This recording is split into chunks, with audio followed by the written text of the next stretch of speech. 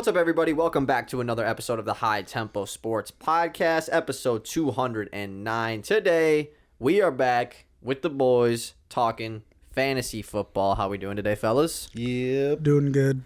Pretty freaking cold outside, guys. Not going to lie. It was like 20 degrees this morning when I went to go out to my truck. I had to let it sit there and start and run for quite some time, and I was late to what I had to be to, so it's a rough time of the year right now. But you know what the cold weather means?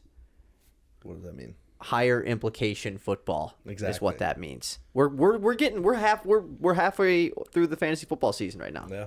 It's really weird to think about. It is. And today, obviously, we're going to be going over our boom and bust from last week. We are going to talk about some quarterback situations because we have a few changes being made this week. Some intentional, some not. And then, obviously, we are going to be doing our Week 9 boom and bust, and also we are going to be doing a buy, sell, or hold segment here where I'll explain that when we get to it. How did your guys' fantasy weeks go this past week? Bad. Yeah. Great. Oh, you did lose. I forgot that you lost. That was a tough By one. 0.12 points. Amon-Ra just couldn't get the last. You the like last tough. texted in the group chat with like 5 minutes to go, like, this is going to be such a tough loss to watch happen. And I almost texted back and said, quite early to call that one right there. But then I was like, I better not. They got the ball If you back. were watching the game, though, they didn't have any reason to pass the whole fourth quarter. Yeah. I think they threw 2 passes, and it was like Laporta and somebody else. Yeah, they had one on the very last drive on third down. They threw it, and I think it was to Laporta, which Yeah, tough. that was the one. Mm-hmm. It was Amon-Ra's fault though, because he should have had a throwing touchdown, and he didn't. Like, I mean, I don't know why I didn't throw it. that's true. And That was the play. He was supposed to throw it. He looked at him and then just tucked it and kind of ran. Well, I know what's funny. That didn't count as a negative rush yard, so it counted as a sack. Like, if you look at the actual just ESPN box score of the game, under like the passing for the Lions, it says Amon-Ra St. Brown 0 of 0. 1 sack, which is pretty hilarious because like they knew that he was trying to pass that ball, and he obviously was not able to, which sucked. But good dub for the Lions, so it was nice to see that. It was a good win. Seth smashed me in fantasy this week. We played against each other, and it was a rough going for my squad. Mainly just a good week for Seth. You know, CD Lamb having his breakout game, which is huge. So what's your record now? 4-4. 4-4. Climbed my way all the way back to second in the division. Which is crazy. We got a tight league going on right now. And that's what we're going to talk about today, because right now is kind of like the spot in fantasy football where if you are 2-6, you kind of like have to do something or else you're just not going to make your fantasy playoffs, basically. There's some leagues that, you know, like a 8 teams make the playoff in a 12-man or something like that, or 6 and a 10 too. Like there's a world where you still can, but you need things to go your way, so we're going to talk about some trades today. First, though, we need to talk about boom or bust from last week. We had a really rough week the week before. I think we only got like 3 as a group, so this week, we bounced back this week. We got 6 out of 12 as a group, back to 50% on the week. Starting off with Seth, only 1 out of 4 for Seth, sadly. Tony Pollard bust did indeed hit by quite a few points, over 13 points. But Kareem Hunt, boom, just missed, and that's a tricky one because when we did the predictions, his projection was at 11.6, but after Jerome Ford was ruled healthy, his projection dropped to like 6.9, but we got to go off of what we picked it at. So that one just missed by about 2 points. Josh Jacobs bust did not hit, and Jared Goff, boom, sadly also did not hit. So Seth is up to 9 on the year. Ivan, 3 out of 4 this week. A good week for Ivan. Breece Hall, boom, did indeed hit. Tony Pollard, bust, just like Seth, also hit. Joe Burrow, boom, smash by over 10 points. And Jahmyr Gibbs, bust, did not hit for the second following week. Are you done picking? I am done picking him to bust. I'm glad to hear that because he's an absolute beast. And then you were up to 11 on the season. And then me, I went 50%, 2 for 4. I'm also up to 11 on the season. I hit Joe Burrow, boom, with you. And I also hit Patrick Mahomes, bust by almost 20 points he busted by. So I hit the quarterback, boom, and bust this week. Cooper Kupp, boom, did not hit. And Tyreek Hill, bust, did not hit. Probably never going to pick Tyreek Hill bust ever again. That was just kind of... He has a 25 projection this week going against Kansas City. I kind of wanted to That's do ridiculous, dude. You did Burrow boom. We did it together. Yeah, we both did it. Oh. Yeah, and you guys both did Pollard. I remember now. Yeah, Tyreek. He's a cheat code. Like I should have. I had like a thought process behind it, but like against KC, dude, like he's gonna go off against them, right? Like, but 25, like. That's the thing when there's a projection that high. You're not even picking them to have a bad game. You're just saying he's not going to get to 20. He could get 18. That's still a great game. So we'll see with that. So I did a little bit of math because we made a statement earlier that our goal, we wanted to get to, like 45% or something like that. Like the ultimate goal would be to get 50%, but that's just, it's difficult to do that. We've dropped a little bit. We are 31 of 84 on the season, which is percentage-wise, a 37% hit rate on boom or bust. That's got to change. We got to be better. We're a second half team. We got to have a good week this week with the buys. Mm-hmm. Yeah. We got to step it up this week, and then I think we could get up to that number. We could get up of more matchups. Yeah, we can get up to 40 this week potentially. You know, if we go, because I don't think we've gone over 50% once. So if we get like a 8 out of 12 or something, like. Yep. We could easily do that. And I told Ivan, I like my boom bust picks this week, surprisingly. I'm like a fan of them. But we'll get to that at the end of the show. Right now, we need to talk about some QB situations going on because the NFL trade deadline happened. Not much of it impacted fantasy football. If you're in like a dynasty league and Donovan People-Jones is available, like maybe you scoop him just for fun. But the only really fantasy impacting trade in the NFL that happened was Josh Dobbs getting traded to the Minnesota Vikings, but that was only because Kirk Cousins tore his Achilles, man. That's tough. I really hate to see that with the Kirk Cousins tearing his Achilles. I'm a Kirk fan, and he was having a great year, and they were on a 3-game win streak. I don't like the Vikings, but Kirk Cousins, I like Kirk, so that sucked to see. But they go out and trade for Josh Dobbs from the Arizona Cardinals, who has started every game for them so far this season. He's a guy that can turn around really quickly to a new playbook. He did it. He was a Cleveland Browns quarterback a week before the first game with the Cardinals and then switched over. So I think Minnesota is happy to get him for the low price. What does this mean, though, for Justin Jefferson, for Jordan Addison, for TJ Hawkinson, now that, it's still, at the end of the day, it's still a downgrade from Kirk Cousins to Josh Dobbs. Yeah, I think it's a pretty big downgrade for every single player. I think you still have like a floor with Jets when he's back and with Hawkinson, but I think it like Addison, it hurts quite a lot. Just like that guy that like you need. I mean, you need an elite quarterback to like get a fantasy relevant third option, right? And like Dobbs is going to use his feet more. It's going to be probably a lot of shorter stuff, I would have to imagine, at least for a while. So yeah, I think it hurts them. I think it might give running backs a small bump, but maybe not. I don't know. Yeah, I really don't know because with like James Conner, he was phenomenal in like the short game in Arizona with Josh Dobbs in his first few games. So I don't know if that means Madison's going to be more involved in the pass game. Does that mean it's just Hawkinson because there really is not an existing tight end there in Arizona that has been healthy at least? What do you think, Seth?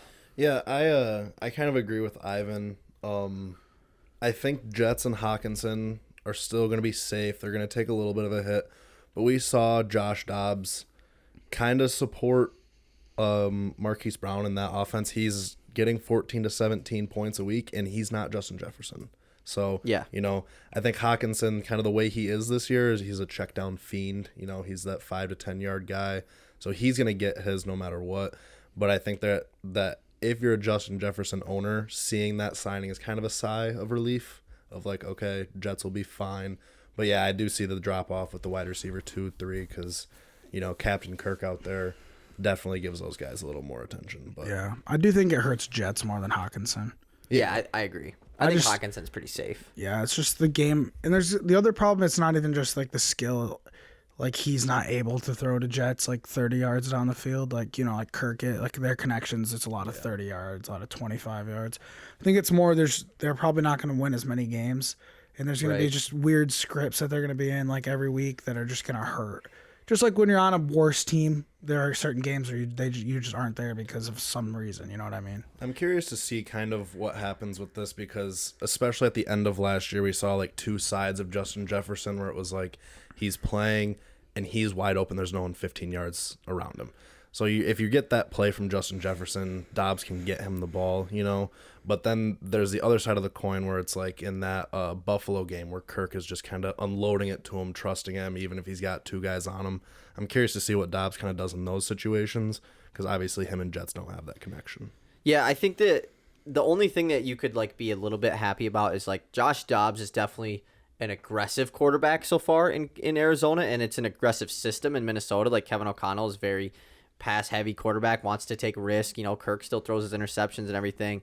So I think that is like one of the few benefits. But like Ivan said, Dobbs adds this rushing ability that Kirk Cousins didn't really have, so it's going to be a potential, yards taken away from guys like Jets and Hawkinson and Addison. We'll see this week because I think they said that Jaron Hall is going to start for them this week, even though they acquired Dobbs. It might not just be ready yet, which if anyone can do it, it's him. So that might end up not happening. But also they might just want to see how Jaron Hall looks. So this week will be kind of a wash with everything. Last week, with potentially without Justin Jefferson, he could return next week, but nothing has been reported yet. Yeah, I think that I'm not as I was so devastated when Kirk got hurt as a Justin Jefferson owner. But also it's been kind of ideal these last 3 weeks. They've won the 3 games without Justin Jefferson, which I don't think was expected at all. No. So I can't be that upset. I just feel like at the end of the day, he's Justin Jefferson. It don't really matter who the quarterback is. I assume that you're going to be able to get him the ball. I just don't know if his ceiling is as high as it could have been with Kirk. Yeah. It's just my worry is at the end of the day, Devontae Adams is Devontae Adams, but he had 1 catch against the Lions. That's a good point. I'm just saying that's a little bit. No, it's a really good point because Jimmy G was trying to get Devontae the ball and just was missing. I mean, Devontae could have had a humongous game. I was going to say that one play at the end of the game where he threw it out. That was a 98-yard touchdown. Yeah, I mean that was balls that he missed. It was like a 70-yard touchdown and a 60-yard touchdown where he was wide. The 60-yarder was, that's a throw you make. He wasn't even really under pressure. That was just a bad ball from Jimmy G. The 98-yarder, an elite quarterback makes that throw. Mm-hmm. And so, it's tough because he was under pressure in the back of the end zone and everything. But an elite quarterback makes, Aaron Rodgers makes that throw on the Packers, So it's that is what is a little bit, I guess I am a little bit worried with Jefferson, but hopefully they can figure it out. There was also that ball to Devontae Adams where he was running a slant across the middle. That was a terrible throw. He was 3 yards in front of the dude, and if he would have caught it and turned it up, there was nobody. But the D-line, tipped it, and it, flew, Well, there was one that he just, it was behind him and he dropped. Yeah. But it was one of those you should have caught that. Right. But it was a terrible ball. I don't know if I wonder if that one counted as a drop in the box score. Speaking of Devontae Adams, we can hop into the next quarterback changes going on as the Las Vegas Raiders have fired Josh McDaniels. They've fired David Ziegler, their GM. They fired their offensive coordinator. I don't even know his name. And they're going with a brand new coaching regime. The 12th head coach in 20 seasons for the Las Vegas Raiders, which is the most in the 20-year span in NFL history, which I think is very interesting. I forget what his name is, but he's a former player. He's going to be their new interim head coach. But the first thing he's doing is saying, Jimmy G, you're hitting the bench. Aiden O'Connell, who's made 1 start this year, looked kind of rough in it. He played another half of football where he didn't start in. He will be getting the start this week. I think this could be a good thing for Devontae Adams. I did the numbers. In the 1 game that Aiden O'Connell started in, that was the game where Devontae Adams got hurt in the first half and didn't play any of the first half against the Chargers. And then the second half had 8 catches on 13 targets for 75 yards in 1 half of football. So as much as Aiden O'Connell might look rough, he could throw that football to Devontae Adams, which I think if you're an Adams owner, you should be happy with. Yeah. I think you take out the Jimmy G aspect. He was a Niners quarterback. So he's a kind of guy that he's not gonna hyper target somebody. Even if he's told to, because in his brain, his mind is read. Whoever's open, make the safe play. Make the safe play and the smart pass. It's never gonna be, Devontae, slant. I'm hitting you. Mm-hmm. Get my 6 yards. Get my 8 yards. So I think you could see some big target games for Devontae. Yeah, and the other thing is too, with Jimmy G is every game he's played this year, I feel like it's been Jimmy G's in, Jimmy G's out with an injury. Oh, he's back in. Okay, he's done for the game. And so it's really hard to develop any kind of rhythm in game when you have a starting quarterback, you have a plan, he gets hurt, and then he comes back and he gets hurt again, and it's just this fluctuation of this guy's got to step in. Okay, now it's back to Jimmy G. And like you said with Aiden O'Connell, young quarterback, you have Devontae Adams. I'm sure there's a couple times a game where he's Sure, that's going to be my best option every time. And it's not like Jimmy G is not this guy that plays it like he does play it safe, but he's turned the ball over an incredible amount this year. So like Aiden O'Connell he's gonna come in and throw picks. Like it's just gonna happen. But it's not like an issue you didn't already have with Jimmy G. So I think that, and if, like you said, as a rookie quarterback, you have Davante Adams as your wide receiver. Why not just throw it to him a bunch? I mean, you got to make a tough pass. Sure, I'll throw it to him. We'll see if he can catch it. The game that Jacoby Myers had with Aiden O'Connell, he did not have a huge game, but I don't know, like obviously how much that plays into it. I guess I shouldn't be playing into it with Davante and not Jacoby. So we'll see if he can support both of these wide receivers. But in general, I think that a new regime is just good for this Las Vegas team because Davante Adams has been very frustrated so far this season. And it's clear that he doesn't really want to be there. I think he wanted to get traded yesterday and he didn't. But we'll see if Aiden O'Connell can rock with him. I'm surprised they didn't think about trying to trade for another quarterback. Like you were talking about Jameis to the Vikings, like that's a good fit. It's just I don't have a lot of guys I can think of. It just seems like a team that might want to add another quarterback. Tannehill obviously has been he's kind of a guy that got talked about. But it kind of seemed like the Vikings were really the only team that actually wanted to go trade for a quarterback. Also, the Raiders fired their GM the night of the trade deadline, so yeah, I assumed that he just wasn't gonna make no trades because he knew he was getting fired. So that's kind of how I figured that went down. I'm really curious to kind of get into Davante Adams' mind here because obviously there was a lot of issues when he left Aaron Rodgers in the Packers. Obviously, Aaron Rodgers left too, but he left Rodgers in the Packers, who he was playing with a generational QB, and went and started playing with Derek Carr, who we know they were teammates at Fresno State. And then Derek Carr got the boot, and they brought in Jimmy G.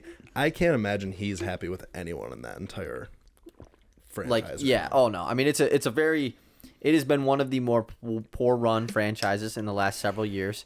Yeah. And he grew up a Raiders fan, and like you said, Derek Carr was his boy, and it was very unfortunate that he just left after. And he even said, Davante was I was hurt when Derek left. That's literally the reason why I wanted to come here. So we'll see what happens with Davante Adams in this offseason. There's a world where he gets traded. I think at the end of the day, Raiders, they're going to draft a quarterback. I would be really shocked if with this loaded first round of quarterbacks in this upcoming draft, I'd be quite shocked if the Raiders aren't one of the teams that takes one. They're a weird team because, obviously we've been talking about Davante Adams, but Josh Jacobs last year was a premier running back. He hasn't really seen that work this year, and Max Crosby has been a dominant defensive player in the NFL for the last 3-4 years. Yeah, and he is having another absurd, an all-pro he type season single-handedly was keeping them in the game for the first half against the Lions. Yeah, and that's why, dude, I know we're not talking even fantasy here. So many Lions fans are like, why didn't we trade for Max Crosby? Have you seen the guy play? Why would you want to trade that guy? Exactly. I wouldn't trade him. The price on that guy He's 27, insane. dude. He's not even old. There was no world where he was getting, you would have to trade multiple first-round picks. Brad Holmes doesn't seem like the guy to do He had 3 or 4 free shots against the Lions where it was are we not going to block that guy? That one tackle he had? Yeah. On JMO? I mean, did you see his interview after the game, too? They asked him, because he's from Michigan and went to Eastern and everything. And he was like, yeah, it's pretty bittersweet watching the Lions do good. I grew up a Lions fan, so it just, it looked like he was I wish I was on the Lions, basically, was what he was saying. So that would be pretty sick. Trade for me, please. If we could trade for him, you pay the price. Yeah. There's no world where it actually happens, though. I wanted to ask one more thing, or say one more thing. Do you guys, do you think Davante will be on the Raiders next year? I don't. I don't know what's going to happen. That's I don't see how he doesn't. What do you do if you're the Raiders with Davante and Josh Jacobs and Crosby? That's what we were talking about, because the Raiders are in a really weird spot, but they also have a lot of star players. Even their offensive line, there's some good names I don't think you clean house. I just think you get rid of Davante because he's older. These other guys, Jacobs, will be fine in 2 years when you have a quarterback and he's played. They have a rookie come in. It might take him a year to get going. So then year 2, Jacobs is 26? Crosby's 28? Yeah. That makes more sense than Davante being. But there's a world where you bring a rookie QB in and it's all right, yeah, you're going to be our future and we're going to give you Davante Adams. That's kind of a little bit where I'm thinking I can see it benefits a rookie a lot, but at the same time, they should rebuild. Yeah. Right. But I'm just saying they're not going to win next year if they have a rookie quarterback. Right. Yeah. So they got Jacoby Myers. Like he just turns into the one. And he's like a solid one for them. Like Jacoby Myers has proven he's pretty solid this year. Yeah, definitely. It makes sense to me. Well, I all could this see, is assuming that they like make a solid draft. They historically have had the worst draft. That's a of all really good time. point. Yeah. do the Jets have the money to get Devontae? Probably. Because they tried to get Tyreek. In the NFL, any team can create money with the whole restructuring The contracts Niners type have of the thing. most cap in the league. Right Yeah, now, like you which is, can, like, the way that you can restructure contracts in the NFL, like money doesn't exist basically. Yeah. So like they could figure it out. Clearly with the Niners. I was gonna say the Yeah. Chiefs just restructured Mahomes too. So Yeah, exactly.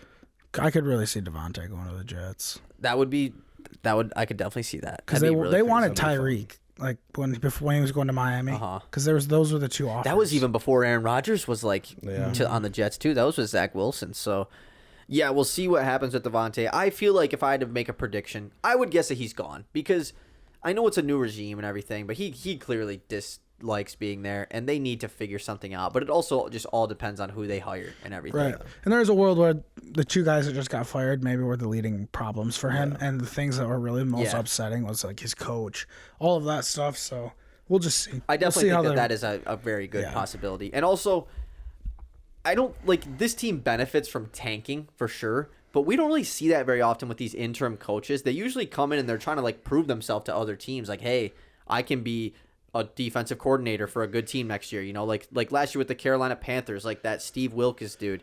He's a defensive coordinator on the San Francisco 49ers right now because he looked really good with the Carolina after he took over. So I think that the Raiders are still going to try to compete and win games, which is good for Devontae Adams owners. All right, next quarterback situation is another rookie that had his first start in his NFL career the other day. Will Levis, man. Will Levis with 4 tutties. Looked like an absolute beast with the deep ball. The arm talent was something that was never doubted when he came out of Kentucky. It was just about production in college because he wasn't the greatest quarterback, but he definitely had the tools. And this week, he made DeAndre Hopkins look like 2016 DeAndre Hopkins as he had 3 touchdowns on 128 yards. What does this mean for DeAndre Hopkins? Like I have him on the buy, sell, hold thing later on, but we can just talk about it. Like, is this like do you got to start him basically with Will Levis starting? Is Will Levis starting? Will Levis is starting. Yeah, they just ruled Ryan Tannehill out because they play tomorrow night. They play Thursday night. But Hopkins is questionable actually. So if Hopkins doesn't play, then this kind of is pointless. But I just saw the thing of Vrabel saying like I haven't named the starter. Right. I just saw it like it was really recently before this Tannehill got ruled out for tomorrow night. So it is Will Levis back. So my idea on this, because I do love DeAndre Hopkins, and I really was questioning his move to go to Tennessee. Like, why would he not go to? Yeah, he said he wanted to go to a place with a great quarterback and a great defense. But he's still very, very good. He's a great receiver. But he had 3 touchdowns on 4 catches. 4 catches on 6 targets.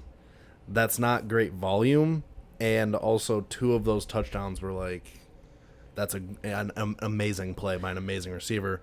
The one they thought could have been offensive PI. He was like out of bounds kind of. So I think you have to hold on a little bit and wait for another game, maybe 2 games to really see kind of what's going to develop here. But I could see this bumping DeAndre Hopkins back into a little bit of a fantasy relevant standpoint. But I don't think you can count on that production off of that volume just yet. Right. Kind of a fluke. Yeah, I agree. I still think you put him out there though. If like he's your best option, you can throw him out there with confidence. Like I don't know, think of a guy like maybe you would like who would you think to not start him over? You know? So let's him or make Deontay Johnson. Let's make this a really real scenario. Because Deontay had a lot of targets when he was out there. He had a lot of targets. What about Chris Godwin? Because that's actually the spot that Chase is in right now. I was literally just going to say him. I was thinking about that. I would start Chris Godwin. I like the floor of Godwin but I would start him over Nico Collins, I think. Okay. Just because Nico has been a little bit down the last few weeks. He has an incredibly high ceiling for sure. Yeah. But I think I would start D-Hop. Hopefully D-Hop plays tomorrow night, so this isn't just like a pointless conversation. But yeah, I think that I'm interested to also see what the Titans are going to do because Tannehill, like Vrabel is, always back Tannehill. And he also said in his press conference the other day, like, we're not just gonna bench Tannehill when he comes back. Like when he's healthy, he'll play. But like if Levis, he just had obviously a great first game. If he goes off against Pittsburgh tomorrow night, like how do you not rock with him the rest of this? Like, you would be foolish to not, as a rookie quarterback looking well, like against a Pittsburgh defense. Like, you don't trust any rookie quarterback going up against that Pittsburgh defensive line. Well, there were talks too when Levis came out of college. He was a highly touted QB and then fell a lot. He did. He was there until the second day Yeah, in that green he room. was the first, like one of the first picks of the second round. Yeah. So that's like, there were a conversation was had where it was like, does he go top 10 in this draft? And then he obviously fell. Mel all the way Kiper had down. him going second overall. So, I mean, there's a world where he is the real deal, and, you know, weird things happen on draft day. But obviously that was a humbling experience for him. You saw him after the game go up and, like, hug his family, and Right. obviously he was really emotional. This could be Tennessee's guy, which changes a lot about their future, too, because now they don't really have to think about getting a QB. That's true. And Yeah. I think, yeah. And Yeah. Go ahead. I just think the biggest takeaway is, like, let's see how this game goes. Right. But I think it's just a breath of fresh air for anybody that has a Titans receiver. Even if who is the other receiver? Traylon Burks. Traylon He Burks, just came okay. back from injury. He like barely played. I guess there's a sleeper stash maybe, and Right. Potentially. it's D Hop had his best game of the year, and it was with him, so it's a good sign. Just the deep ball, you know, we all know DeAndre Hopkins is one of the best deep ball receivers, maybe of all time. Yeah. And Will Levis's ability to throw the deep ball is clearly there. So we'll see if that I assume we're going to see a lot more of that going forward. And on, like, the other hand, we saw kind of a Derrick Henry-ish style game out of the Titans offense, too, because obviously he didn't score a touchdown, but they were winning, and they just ground and pound the entire second half. I mean, Exactly. as a Derrick Henry owner, I was so happy to see that. I wrote down Derrick Henry's name here too, just because I think that this could benefit him like greatly. Because so far this season, their offense has pretty much basically been, "Hey, Derrick Henry, hopefully like you can win us this game." Like I really hope you're good enough to, or just the run game in general. So this gives him an opportunity to keep the defense on their toes a little bit more and give him a lot more value. Like he can be a lot more efficient, hopefully, Yes. with Will Levis. It also gives the opportunity of, like, holy shit, a 55-yard completion. We're on the 15th. Yeah. Wow. Yeah, that's not Now we go to Derrick Henry. yeah, That's that's not like Derrick Henry run the ball 13 times and maybe we'll get inside the 20. And the best part is, I don't think Will Levis is going to be doing that little stealing Derrick Henry's touchdown and finger roll in the finger football. roll. Like that's the Tannehill special. Hopefully Will Levis is not taught that. Okay, I have one more written down. I wrote down Kyler Murray, but like we don't know yet, so we'll talk about that when it actually happens. Because they are going to start Clayton Tune this week, another rookie. And there's also just not a lot of fantasy relevant guys in Arizona in general, other than Marquise Brown. So let's talk about, another team that really doesn't have any. Taylor Heineke is getting the start this week for the Atlanta Falcons. Arthur Smith finally has come to his senses and realized Desmond Ridder sucks. And I've been preaching that all year. I hate watching the Falcons because I despise watching Desmond Ridder. I'm sorry, I do. Bijan Robinson, obviously, early in the season was heavily involved in the pass game. Last game had 0 catches. And then obviously the game before that was when he sat out with a sickness or whatever. Drake London has been like sneakily like kind of consistent these last few weeks. And Kyle Pitts, obviously we know, has just been the most up and down fantasy football player ever. Obviously in real life he is a great prospect still. This is more of like I just hope Taylor Heineke can throw the ball to Bijan, because like it was happening earlier in the year and now it's not. That's basically all I have Taylor to say. Heineke. When he was in Washington, he was like a Walmart valued Josh Allen, dude. He was grinding for like yards and stuff, and it was just so much fun to watch. I'm actually like really excited to watch him play again. Yeah. Him and Sam Howell, actually, like, they feel like the same person, don't they? Howell's crazy, dude. Howell like makes some insane. Like he's the biggest risk-taking quarterback in the NFL. Like maybe even over Josh Allen, dude. He just be throwing that What thing. about Stafford? Like, could he be Stafford's like? up there, Could too. Howell like be good? Like actually? Yeah, good? he could be good. Like, could he be like a top 8 quarterback? His like good? the only problem with Sam Howell is he is on pace to take the most sacks in a season in NFL history by like week 12. Like he stands in the pocket and just looks. That's his only issue. His arm talent's crazy. Like he can make crazy throws. So if he can figure out his decision making a little bit more, he definitely could be good. I think so. But hopefully, yeah, I like Taylor Heineke as well. And Desmond Ridder, like low key, like has been stealing tutties so far this year too. I don't think you got to worry about that much with Taylor Heineke. Okay, I think that's basically it for the quarterback thing. So let's get into this week's segment, which is buy, sell, or hold these players right now. We are in week 9. So let's start off. I have a bunch of players here for you guys. Let me know if you're buying, if you're selling, or you're holding them. Let's start off with a guy on my team that I love so dearly, and I wouldn't trade him for Austin Eckler straight up earlier in the season, and I may be regretting that currently. Bijan Robinson, buy, sell, or hold Bijan? I think you got to hold him. We just talked about the QB switch. His talent off the charts. We've just kind of seen that offense struggle a little bit. I still think, if he can get his work in the receiving game, he's going to go back to those first 3 weeks that we saw of him. You just got to kind of hold on and hope that it works out. I'm going to say hold as well. Yeah. Especially if you're in a good position, like to make the playoffs, because I'm pretty sure he has a really good playoff schedule for fantasy. And he's just that he's not. I think we see now that maybe he's not going to have maybe his floor isn't like 16 to 18. Yeah. Maybe it's 12 to 14. But you still hold him.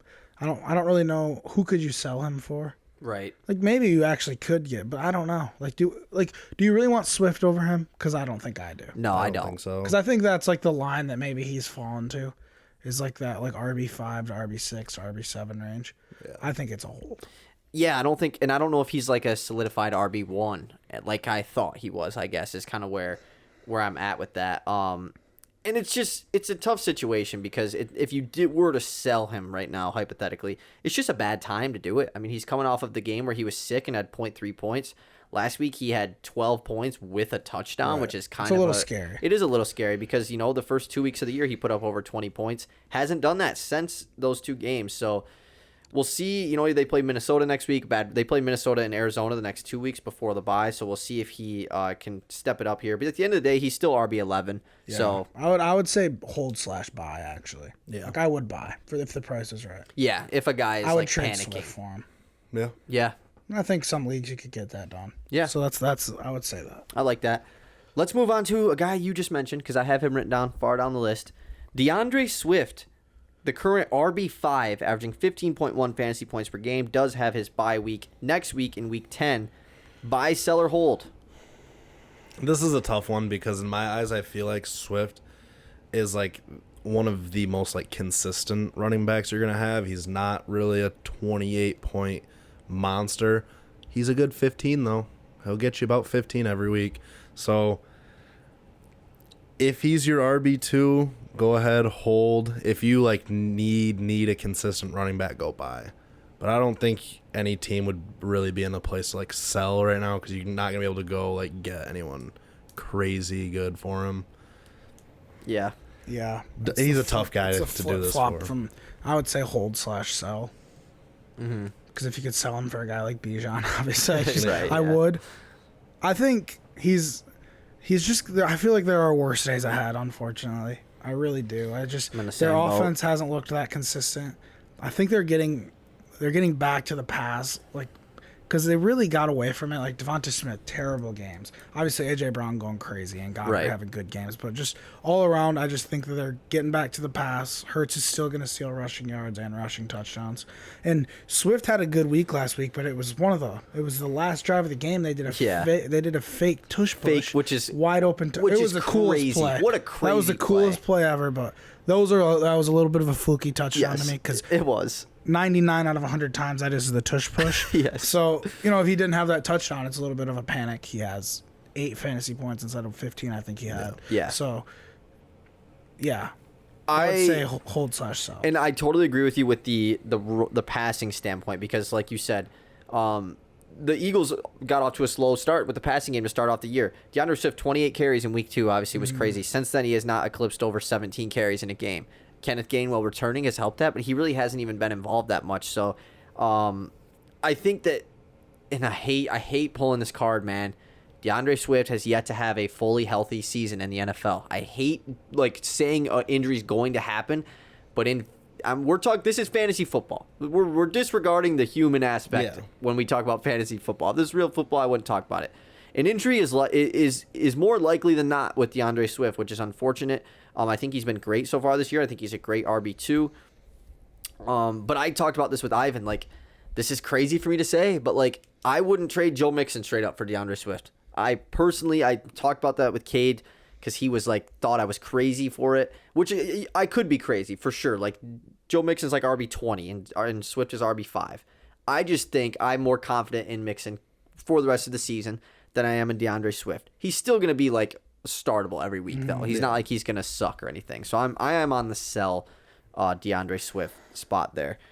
Okay, moving on. Let's talk about a wide receiver here. Puka Nacua, currently the wide receiver 4, averaging 19 fantasy points per game, has his bye week next week as well, week 10. Buy, sell, or hold Puka Nacua. Obviously, Matthew Stafford has an up-in-the-air thumb injury right now that we don't know the details of. So I'm going to go sell on this, and I think I've been on the sell train for like the last 2 weeks now. We've seen that this offense, even with Stafford, can either support both of them or none of them. Because Cooper Kupp, I think, had 6 or 7 last week.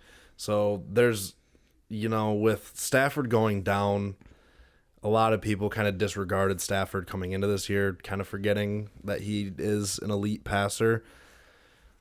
That injury to me is like the final stamp it, like, you got to get him off your team. I think he's a sell. I think he's actually a buy for me. Okay. Off of a bad performance on a pass-happy team. He's already proven that he can do it with Kupp. Kupp's been bad too, and I don't think I would be buying Kupp right now, so I'm going to view them the same because I think they're pretty close. After seeing them play together, I think they're closer than maybe certain people that like Kupp owners want to hear. So I think it's a buy. I think I would trade Devonta Smith for him as a Devonta Smith owner. I don't know if you can get that done though. I would probably I think the line for me, I don't know if I would trade Waddle for him. Right. But like I would actually seriously consider it just because he's already proven it to me. Like I'm excited to see what happens, and I think Stafford will be fine. Yeah, Stafford has proven to be a guy that plays through injuries more often than not. Hopefully, he obviously if it comes out that he's missing several weeks, and this clearly impacts that. So the whole thing about Stafford's thumb too, because I was reading about this the other day. I'm a Rams fan, obviously. This was the same thumb which you might remember when he had this injury. Yes, it was his last year in Detroit, I think. Yeah. And then when he got traded to the Rams, he actually had surgery on this thumb. Yep. And so the report came out that there was no actual structural damage. It's just like it's irritating. Re-aggravated it, kind of. So that's good, at least. You know, it's not like he needs to go have another surgery or anything. Everything that they did have held up. Yeah, he had to play with a glove on in Detroit in that last season. Is the it last so many games. Yeah. Which was obviously like, but Stafford is just like that dog. Yeah. Like he plays through that stuff. Plus the Rams have like one of the top hand experts. Yeah, no, like seriously, one of the people on their medical staff like did Drew Brees' hand injury. Oh, okay. So they have like the top dude in the NFL for hand injuries, which is actually pretty interesting. that is very interesting. Okay, next guy is on the same team. You already said that you're buying him. Cooper Kupp currently, obviously he missed so many games, so he's wide receiver 55, but he's averaging 15.2 fantasy points per game. Doesn't have to worry about a bye week for the rest of the year. But if we're looking at his performances, he's had 2 straight, I don't want to say stinkers. No, I will say stinkers. I mean, he's had 12 or 13 points combined in the last 2 weeks. Yes, against 2 phenomenal defenses, for sure, Steelers and Cowboys. What do you do with Cooper Kupp? Buy, sell, or hold? You already said buy, so explain why you'd buy. I think I would buy just because we know the ceiling, and I think you're just buying the ceiling. Mm-hmm. And I mean, they're like, what is their record? Have they won 2 or 3 games? They're 3-5, I believe, or 3-4. They've had their bye, right? Yeah. I just said that. I think they're 3-4. They're still in the mix. So if Stafford's fine, Kupp is still Kupp. It's a perfect time to buy to me. It's just perfect. Yeah. He's had 2 bad games in a row. He hasn't played all year. If you have had Kupp and you drafted him, and you're going into if you're right now, you're probably not the best record, and you're probably just pissed and done with it. I really do think so. Like, what is the kind of guy though that you should buy with him? That's the thing. I'm not trading anybody that's ranked in the top 8 right now for him. Yeah. I mean, I'll trade Puka for him, but You know what I mean? Like there's like those top dogs. I wouldn't even put them in the conversation. Devontae Adams. Yes, I would do that. Okay, yeah, I don't know why I wrote down that they already have had their bye because they haven't. So they're 3-5. Yeah. Yeah, the way I view it with Cup is if you are a Cup owner, you just mentioned it. Your team probably is not doing great, and I think that you are frustrated because you waited it out. Like if you draft a Cup and your team is doing good, that's very surprising. Like I have Cup in my family league. I'm like 3-5, I think. Yeah, so I'm not great. Jack obviously drafted Cooper Cup, hasn't gone great for him. I think that if you are a bad team and you have Cooper Cup, you might be almost forced to sell him. Mm-hmm. If it makes sense. If you're getting two guys that you're going to start on a weekly basis that maybe have already had a bye week or something. Just because of like the Stafford injury, you don't really know. But like you said, 2 straight games for a guy like Cooper Kupp's level, it's hard to not at least try to throw out an offer for him, which I texted Jack about it, and it's like, it ain't going to happen, but like... What'd you offer? No, I just asked him, like... Well, what would you offer? Well, because thing is, like, I have Diggs and Jets, and he said he wants, like, 2 stud receivers for him. He doesn't want a running, because I threw Mixon in the offer, and he was like, it's not bad, but, like, I don't want a running back, which is fair. So I have like Terry and Zay Flowers to offer him. Like he's not going to accept that. So that surprises me. He wants a running back out of that deal. No, he doesn't want a running back. That he doesn't. Yeah. Because like I'm not sold on Pollard right now. Right. He's got 3 though. Is the thing. It makes sense for him. Yeah, but his third's Ramondre. I know, but it's just like, but Mixon isn't that much of an upgrade. I feel like if I was trading Cooper Kupp, if I could get a Kupp. mid-tier receiver and like a higher end running back with the running back market right now, I feel like I would. You guys would be so terrified if I ended up with Cup, dude. I'd have Jets, All 3 Diggs, of them? and Cup. It'd be crazy. Come on now. I'm doing it. All right. All right. Okay, next guy. We kind of no. I was gonna do D Hop, but like we talked about D Hop, so I'll just check him off. Yeah, he's obvious sell. Here's an interesting one. The current RB18, averaging 16.1 average. Yeah, obviously. Has his bye week this week in week 9. Jahmyr Gibbs. Are you buying, selling, or holding Jahmyr Gibbs? And obviously, I'm gonna just throw this out there as well. I also put David Montgomery in this mix as well. The RB23, averaging 17 points per game on bye this week, most likely to return following the bye. Both of them, David Montgomery and Jahmyr Gibbs. You buying, selling, or holding them? This is so tough. Part of me, okay, I'm sell Gibbs no matter what. Only because the Lions are gonna go back to Montgomery. They want to protect Jahmyr Gibbs, I feel. I mean, that wasn't why they drafted Jahmyr Gibbs. We've seen the team fully healthy. Mm-hmm. We've seen what they want Jahmyr Gibbs to be doing, and like the great last 2 weeks isn't the role that they drafted him to play, and they've already said that, you know. Right. So I buy Monty, but like I'm a little bit worried about both of them just because it's with how Jahmyr did, it probably turns more 50-50. Yes. And then like I don't think either of them are averaging 18 to 20 because they're both. Yeah, they're both averaging over 16 right now. So like I really think they're both gonna fall to that like 14 range, you know. And I do think Montgomery's gonna have the goal line, which is why he's gonna. But it's hard. Like I would trade Gibbs for Monty. Like straight up. Yeah, if I could. Yeah. Yeah, I agree with that. I think you nailed it. With Montgomery coming back, like we already saw how that offense works when they're healthy. For some reason, obviously they drafted Gibbs with high draft capital. That, no offense, because obviously Swift is doing really well, but they don't want another DeAndre Swift. Right. They want a guy that's going to be healthy that they can kind of use for the next 5 years.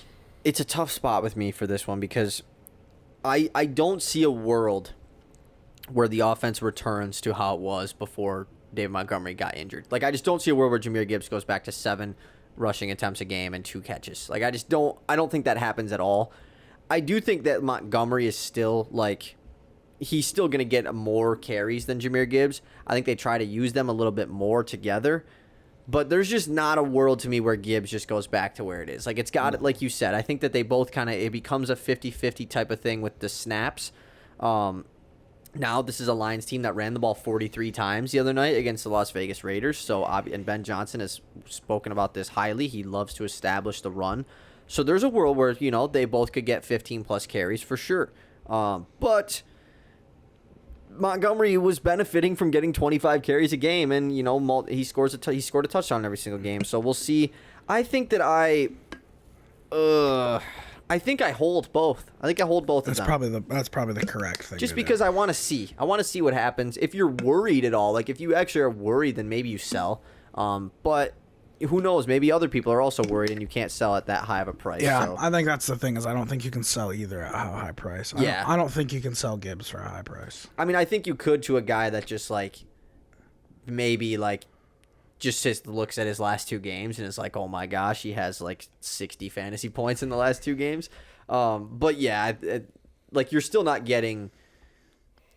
You're not getting DeAndre Swift for Jahmyr Gibbs, like a guy like that. So we'll see what happens with the Lions offense. I am really excited to see just from a real football standpoint what happens. Okay, Seth, this one is aimed towards you a little bit. The RB45 obviously was injured for the first 4 games, averaging 12 fantasy points per game. Has his bye week in week 11. Jonathan Taylor, buying, selling, or holding Jonathan Taylor? Because last week we thought Zach Moss was going to be out. He wasn't, and he still played a good amount. As much as I hate to say it, I think it's shifted a lot from like a buy to like if you have him, hold on to him. But I don't really see like a lot of interest in like going to buy him right now. The issue being, like you just said, he had the 22-point game. 21, yep. 21-point game. And then last week was supposed to be like his coming out party. And he's very efficient on the ground. I think he almost had 100 rushing 12 yards. 12 for 95, almost 8 yards a carry. But Zach Moss is clearly the goal line back right now. And they still trust him. They still like him a lot. And he's not going anywhere for the time being. So I can see Taylor having big weeks, but I don't see him kind of reaching that consistent 15 floor kind of guy right now. So you just got to hold on to him. Yeah. Ivan, what do you think? He's a buy for me. I'm buying right now. Okay, I like that. Yeah, it's really interesting because, like you said, I really thought this week was going to be like the shift. Like, okay, Moss is not going to play. Like, this is going to be Taylor's going to go crazy, and then they're just going to be forced to continue to give him 20-plus carries. That didn't happen. Obviously, they basically split carries, 12 versus 11. And Zach Moss, obviously, like you said, still has the goal line. So we'll see. This is a good week for both of them, man, playing against the Panthers. Like, do you start Zach Moss still? Like, might as well. I literally don't, like, say, why not, dude? I think they're both great. I have them both. I have Madison and Zach Moss in one of my leagues, just as like a flex option. I'm probably starting Moss over Madison. I don't think I've started Moss one time this year. The Colts are a funny team because they got a lot of fantasy relevant guys, and there aren't going to be many weeks where I'm not just going to look at you and say start them all. Seriously, start Josh Downs. Why not? I have him. Start him. It's like a certain. Obviously, there's a lot of better players. Don't start him over a great guy. Yeah. But like what he's doing, I think he's going to keep doing it. What Pittman's doing, I think he's going to keep doing. Both JT and Zach Moss, I think they're going to keep doing it. I really wouldn't be scared to throw Minshew out there. Yeah. Like, I'm serious. It's weird to say. I would be confident starting all of them. So I have a funny story that happened this week. So like obviously I have Jonathan Taylor and Zach Moss. I made that investment right before Jonathan Taylor came back. And I'm holding on to both of them, just in case injuries happen. I had a serious trade proposal this week. I'm not going to say who it was. But they asked if they could get Zach Moss, and I said, yeah, but like, why do you want Zach Moss and not Jonathan Taylor? He was like, I don't know. I just like Zach Moss. He's on your bench. And I was like, okay. So I seriously thought about just trading Zach Moss. Because, like, if he's going to be solid... It's like, he's not even really a handicap. No, like, he's he just is obviously if Taylor, another mid-running back. Like, if Taylor gets hurt, obviously Zach Moss becomes, like, the most, like, wanted guy, But, like, he's not... It's not a handicap when they both... Weird. It's like, when they both are getting the same... It's kind of like Warren and Najee Harris, obviously just downgraded version. Like, neither of them are, like, incredibly better than the other one. So, like, is it even worth it to have them both on your team? Who really knows? I don't think... It's a lot closer to Montgomery and Gibbs that we're talking about. Yes. Like, it really is. It really is. Because it definitely really is. Yeah, and we'll see what happens, obviously, but...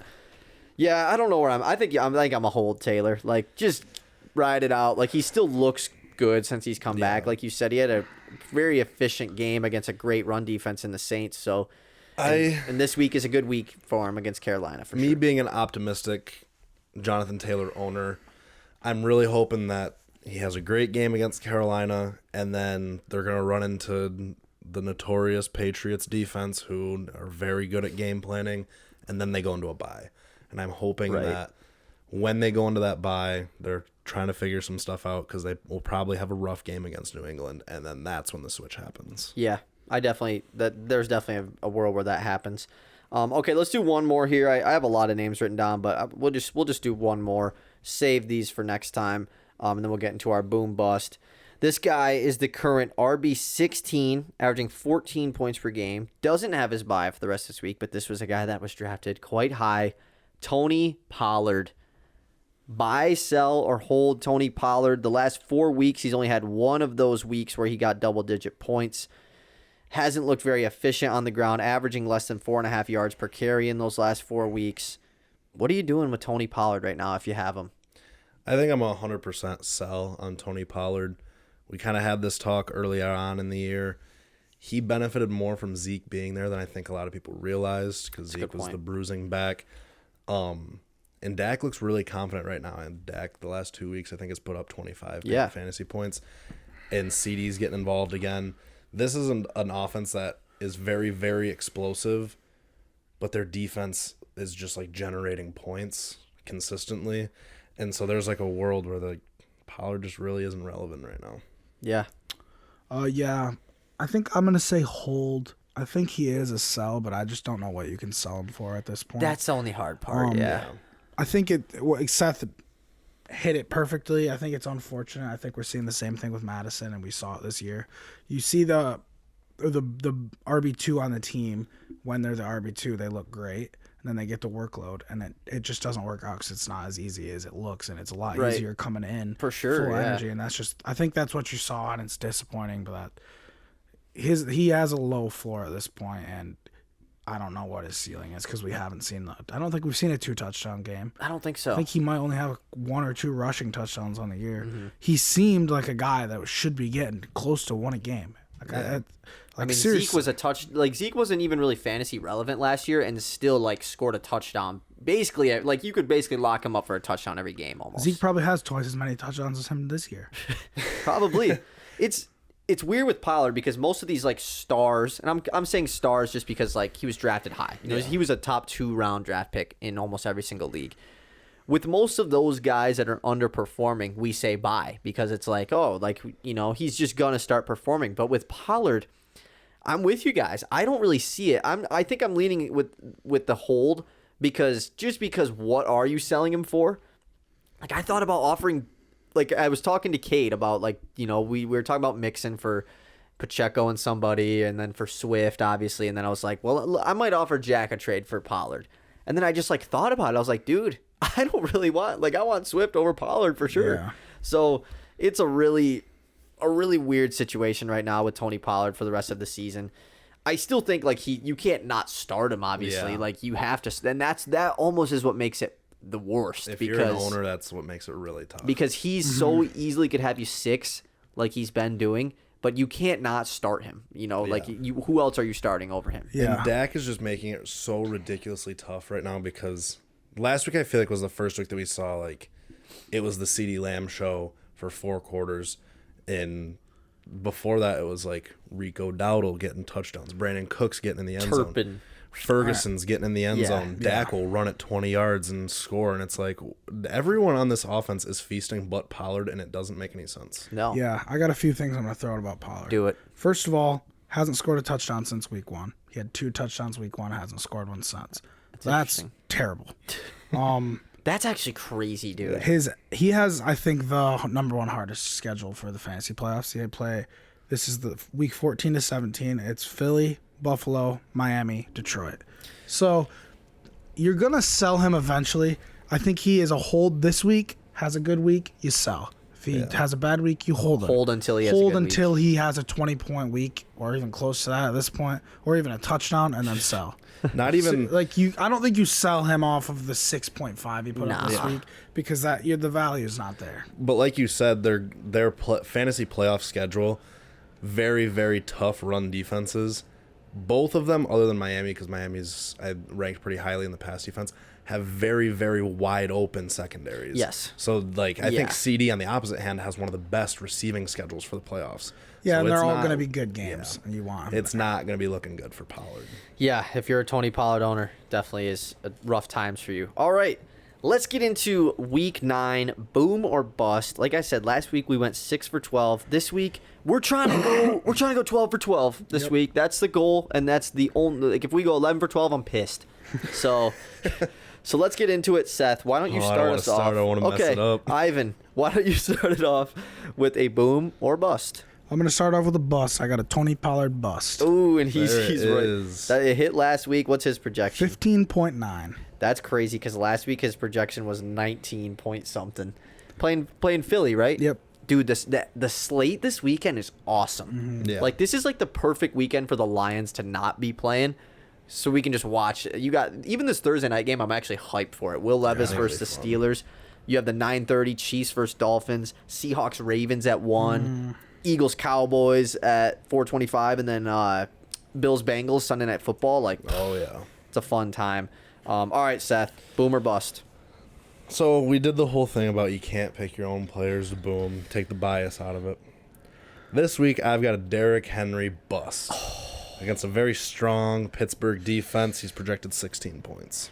Wow. I just feel like he's been pretty consistent. We're just one of those weeks is going to happen. Might as well be this week. That's what I was kind of looking for. Just like guys that have been like doing good lately, like they're just kind of due for a bad week. I low key kind of there was Miss someone. Bukovich would be very upset with you for saying that. That's a great point. Yeah, this isn't probability. this is real. Like, Nobody's due for it. Actually, there was one guy on one of your guys' teams that I was like gonna. Or no, maybe it wasn't. No, it was AJ Brown. I thought about doing AJ Brown bust just because he's put up like 20 some in the last so many weeks. Like, he's just one of these weeks he's just not gonna do it. I didn't pick it though. Okay, my first pick. I'm starting things off. This will make you happy. Devontae Smith, boom, this week. He's got a 13.4 projection against the boys. I think that this is going to be a super fun game. Last year, both the game where Dak Prescott played, because Cooper Rush, I think, played in the first game against the Eagles last year, was a super fun, entertaining, high-scoring game. I think Minshew actually played in that game for the Eagles. But I think that Devontae Smith is just... He had a big week last week, and it was clear that, like, okay, we got to get him back going in these big games. So I think that he's going to explode this week. And like I said, A.J. Brown, I feel like a lot of attention is going to be going to him just because he's been going crazy. So I'm rocking with the Devontae Smith boom.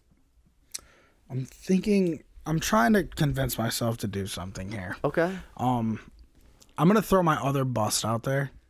It's Jamar Chase. Ooh. And it's a risky one. What's he at? 22.9.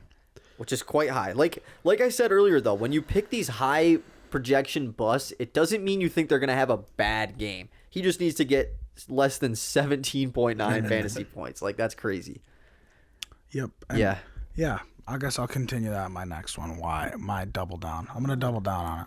So I assume he picks another Bengals boom. That would be my guess. Well, I'm also going to double down here, but it's not going to be same team. It's going to be same game. I'm going to go Deontay Johnson booming against the Titans. He's projected 13.9. Last week he got 14 targets. That's quite a few. And maybe he could score a touchdown for the first time in 2 years. He won't. No, but he might. They started comparing him to Godwin, and then Godwin scored, and then everybody was sad. That's actually hilarious. Okay, I'm going to get my other boom out of the way because I think this is fun. I got the double Devontae boom this week. Give me Devontae Adams boom against the New York Giants. 14 projection for Devontae Adams. This is the first time he's had like a disrespectful projection. 14? I think it is. It got is, dropped? dude. They downgraded him again today. Wow. It must have been because O'Connell, I guess, like was named the starter. They should give him the bump for Like that. I said, I read off the stats with Devontae Adams with Aiden O'Connell. The dude likes throwing it to him. I just feel like he's just going to get hella targets this game. Whether or not he scores a touchdown, I feel like 8 receptions is just like happening with I'd love Devontae to this pick week. him. Nope, you can't. So yeah, give me Devontae Adams. Ivan, give us your first boom. Oh. What is he about to pull out right now? All right, T. Higgins boom. Okay, that's what I figured. Yeah, I think T. Higgins had a good game last game, you know. I think he's getting in the end zone this week. It's a tough matchup. What's his projection? I don't know. Okay. I just changed my mind, so I'll look No, that's at fair. that. Yeah, I mean, he had a good bounce back game. I think he only had like 12 fantasy points, but Yeah, and to me, I really could see this happening just because it's a good matchup.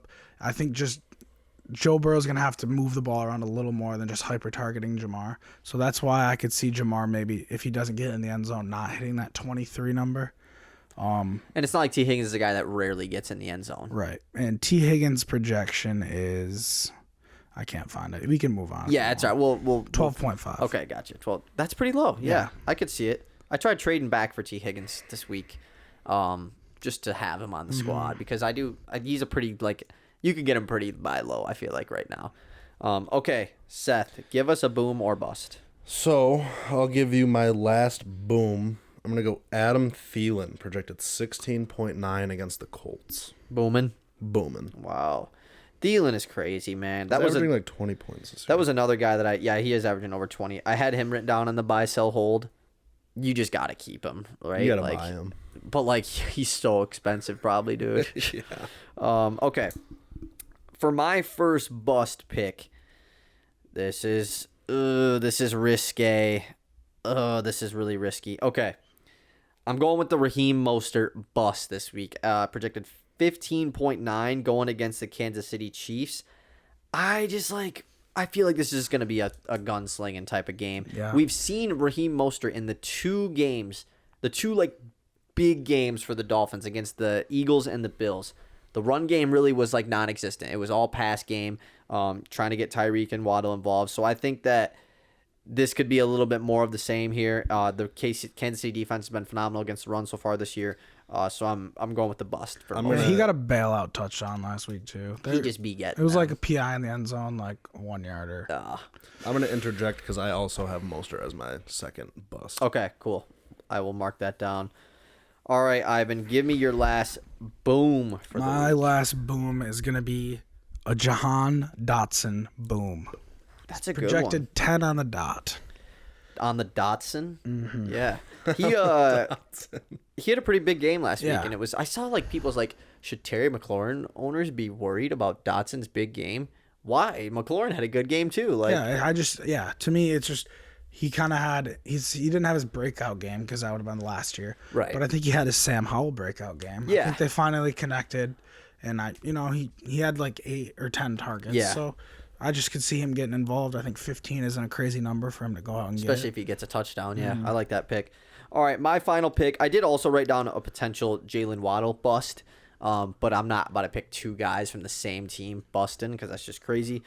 I am rocking with a Puka Nacua bust against the Green Bay Packers. He's projected 16. This Packers secondary has been decent against the pass, but I'm kind of just going off of even if Stafford plays, Cooper Kupp has had 2 back-to-back weeks of meh. He's got to get Cooper Kupp the ball, and I think that comes at the cost of Puka Nacua potentially. So I'm going to rock with a Puka bust here at 16 points per game. And that wraps up Boom or Bust and this week's episode. Thank you guys for listening. Go check us out on all other platforms, Spotify, YouTube, TikTok, Instagram, all that. And hopefully we can knock down these Boom or Bust picks this week. Peace.